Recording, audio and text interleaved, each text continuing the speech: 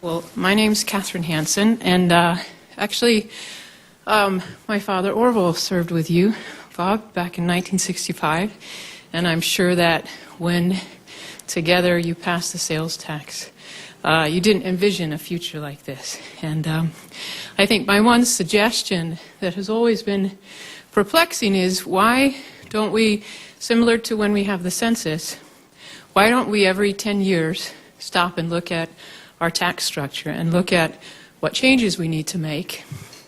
And it seems to me that somehow, and I don't know if there are states that do that have legislation that requires their legislative body, the governor, to be able to look every 10 years, is it still appropriate?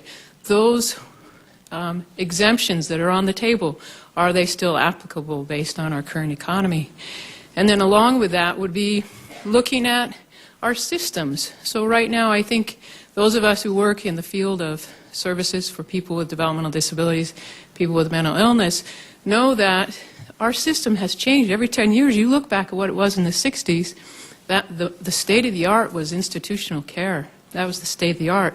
We have continually gone and looked at changing the system. So I think that too becomes something that's important, is every 10 years really make sure, how are we investing our dollars in terms of the educational system, in terms of Medicaid. So those would be my two recommendations. And I wish my dad were here. He's been real involved back in D.C. We call him and say, this is what's happening in Idaho. And, you know, he doesn't have a lot of hair left, and it's totally white. But I think he just, it really saddens him.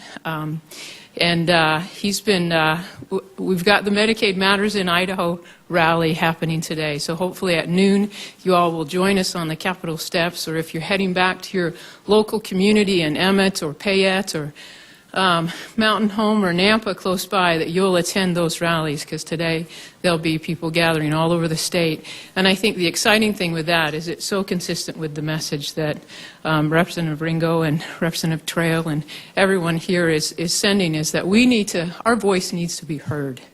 It's time that legislators realize that what they're doing right now is not acceptable.